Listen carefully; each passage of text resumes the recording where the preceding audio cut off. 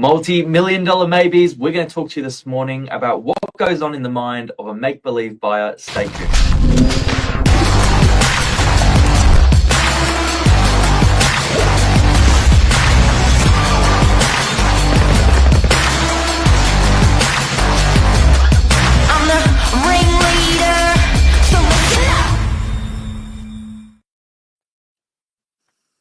Billy. Good morning. Good morning. Good morning. How are you? I'm good. How are you? Yeah, good. I sometimes do get a bit blown away with, we think we see unnormal every day, just when you think you've seen it all, and then you get shocked again. Talking about the inside the mind of a make-believe buyer this morning. Boy, have we got some stories. Boy, have we got some stories, that's for sure. And, look, the thing is that no agent is immune to this. I speak with other agents regularly. I've got lots of friends that are in real estate as well, and many of them are high-end agents over in the eastern suburbs of Sydney. And I was chatting with one of them last week, actually, just had to call him about something. And I was asking him about, do you get these, buyers coming through that pretend they've got loads and loads of money and, they're going to buy these multi-million dollar properties or not, even the entry level stuff, Billy, you know that. And he was saying, yeah, actually, I was dealing with one last week. So, and then, I did a collaboration with another very well-known real estate agent. And, we were having a chat about it as well. And he was saying the same thing. And, I've got a girlfriend who works in real estate and high-end property. She was saying the same thing. So, these buyers are out and about. We want to unpack it this morning and have a bit of a chat about it. And also, what are the things that can be done, the questions that can be asked, and what you can do to protect yourself as well. What do you reckon, Billy? You've had an experience of this firsthand on I think it was a $1.5 million property. Yeah, it travels through all price points. There's about 95,000 real estate transactions for residential property in Sydney each year, and it does travel through all price points. It really baffles you as to what is the motive behind it. We're going to get to that. But some of the telltale signs, Lise, I mean, you always judge people, at face value, hopefully with good character to begin with, but sometimes you do sort of start to ask questions yourself. What are the things that you sort of look for? Look, if they're tricky to make contact with, so usually it will start off via WhatsApp. That's usually how it'll start, and it's it could be a text or something like that comes through. And the number looks relatively normal. Don't think for a moment that it's going to be a call that's coming in from Nigeria or somewhere like that. Usually the number looks quite normal. And we start off having just chats. That's normally how it starts. And, they're normal conversations. It's not until we start to move a little bit through the process that, alarm bells are starting to go off. It's like, have you got an Australian mobile? Are we able to contact you over the phone? When they're not showing up for these inspections that we're setting. They want private inspections and then, they no-show or they want a FaceTime inspection. And again, a lot of the stuff, Billy, is really within the realms of normal. It really, that's right, it really is. But, as agents, we're always asking questions. I mean, I feel like part of our job sometimes is to be part psychologist, don't you think? Detective, part detective. It's true. Detective/psychologist. Yeah, absolutely. But we're always asking the general questions. What is it that you're looking for? What are the not negotiables that you're after? I know some of the make-believe buyers, these, multi-millionaires in inverted commas, they're usually wanting to come through or inspect via FaceTime or WhatsApp, these very high-end properties. And for, some of the experiences that I've had, it's usually been for absolutely no other reason except in their mind, they actually do think that they are multi-millionaires. And why would that be? I think they're not looking for a home and they don't have the capacity. We very quickly learn to be able to purchase the property. But most of them are just looking for attention in some sort of an elite circle. Yep. I think you used a good description there before we came on air, but it's, about that validation. It is the validation, and sometimes it can be because they want to impress a partner, that they're telling them maybe that they've got lots and lots of money. Sometimes it can just be that they've got, in their own mind, it comes from some sort of imposter syndrome, Billy. Where in Yeah. their own mind they've always wanted to live this life of being a multi-millionaire, and they think by inquiring on these properties and viewing them and taking it as far as they possibly can without actually exchanging on the property, it obviously just does something for them. I don't know. I mean, it's crazy is what it is. It's actually ludicrous. But I really want to draw down on it this morning, Billy, and just talk about what are the telltale signs that we know that we're looking out for, because they've gotten better over the years. There's no doubt about it, these guys and girls. Mm. And they come in all shapes and sizes. So, I've had everything from an elderly gentleman to a lovely young girl that had come into some inheritance, in inverted commas. She brought along her partner, and she brought along her partner's family as well. Really nice local family. Yeah. And then, I've had it. We had an Englishman, Billy. Honestly, we've had it all, and I guess that you get more exposure. The more properties you're selling, the more buyers you're talking to, the more public frontage you have.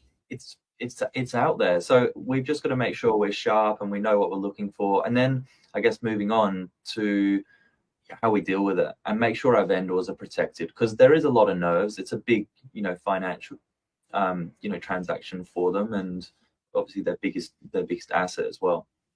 Absolutely, it is. And I think, if you're the agent that's on that listing and you have some alarm bells going off, tell your vendors early.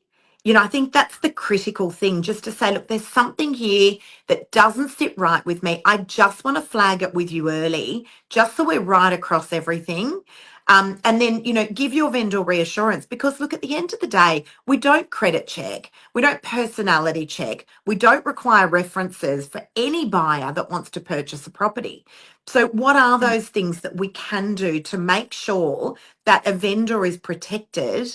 I'm always saying to not always, but, in the few instances where I've had this happen, I've, flagged it with my vendors, and I always say, look, don't worry, because there's so many measures that we can do to put into place. We would always make sure that those funds have cleared into our trust accounts, not a regular bank account, into our trust account before we proceed with doing an exchange. And I would always get the vendor solicitor to do the exchange in that instance. So you've just got to make sure that you're crossing all your T's and dotting all your I's with every transaction, right? But with the ones that are raising alarm bells, even more so, and flagging it early with your vendor. Yeah, absolutely. And then through the buyer's process and making an offer and having that offer accepted, we do ask that they provide ID. We do ask that they provide a screenshot of their receipt once they've transferred the trust funds. There are measures like that you can ask for, but yeah, it's just really, really important to just make sure everything is as it should be. Things like ID, making sure it's not just like a Medicare card with a name, it's hopefully got some photo reference to it.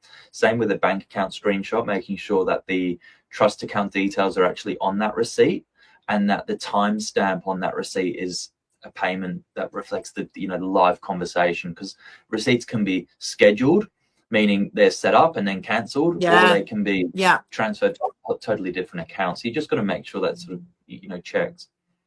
That's exactly right. And also, there are some telltale signs there. I mean, it's important to ask a buyer, what other properties have you been looking at?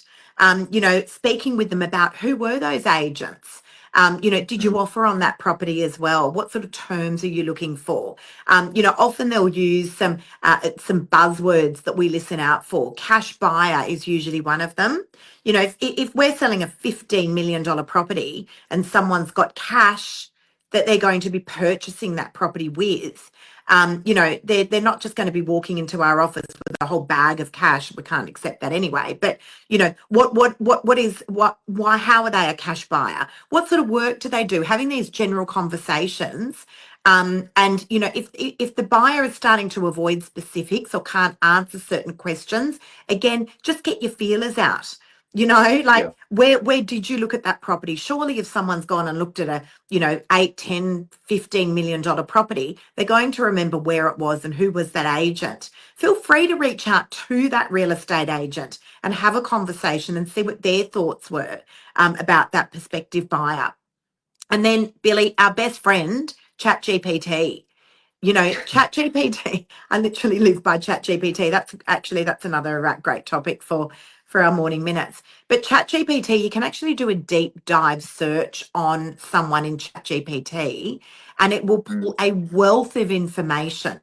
Now, I would assume that if someone is buying particularly a multi-million-dollar property, you should be able to find something about that person online, something about a business, about, a news article, an association, a social media page, something about that person where you can deep dive and just find out a little bit more information about it. But, if they don't have a solicitor, for instance, and they're purchasing a multi-million-dollar property and they don't even have a legal representative, it's those sorts of things. But certainly reaching out to other agents. I've had so many agents call me saying, hey, have you come across this person? In fact, I had this instance a few months ago. And I said, look, I have, and I do have alarm bells ringing. I would definitely be making mention of it to your vendor and just be really, really skeptical. All those things that I mentioned. Make sure funds are cleared into the trust. Make sure that, you're not giving out any personal details, and make sure that the solicitor is right across everything. That's the best thing you can do. Open lines of communication, inform the solicitor as well, helping on the vendor side, and just keep your eyes peeled. But it doesn't happen that regularly, right? Like we are so fortunate. No, it doesn't. Hundreds of properties a year, and we're talking of just a couple of instances here. It's not common. We're really fortunate. We work in a beautiful, part of Sydney as well. But it's just something that's out there. Bring it to people's attention. Oh, look, absolutely. And that's the reality of it. I mean, we are liaising with hundreds and hundreds of buyers in one capacity or another on a daily basis. You're right, Billy. Of all the transactions that we've done as an office, I can tell you now we can't even count it on one hand. But does it happen? Yes. I feel it sort of happened a little bit more, what's the word I'm looking for? I've lost my words. In the last few months, I feel like it's happened a little bit more regularly. But as you said, Billy, it does not happen very often, but you do just want to be careful. You want to be skeptical. And certainly if you're going to be doing a private appointment with someone who's raising alarm bells, take a colleague with you. That's really important as well. But flagging it with your vendor early on, making sure that you get absolutely everything in writing as well. Seeing if you can do a FaceTime call at the very least with them face to face. And then just asking for evidence along the way, identification, Australian mobile phone numbers if they're coming to you from overseas, evidence of finances, asking them if they're getting finance, who their broker is, or perhaps what bank they're going through, just crossing as many T's and dotting as many I's as possible. But trying to get inside that mind, I don't know. I'm just a normal girl. No, you can't do it. You just can't do it. Right. You can't, but you can take these steps. You definitely can. Absolutely. We're here to protect the vendor, that's for sure. Great show. Have a good day. Thanks, guys. Thanks for tuning in. Thanks, Billy. See you soon. See you later. Bye.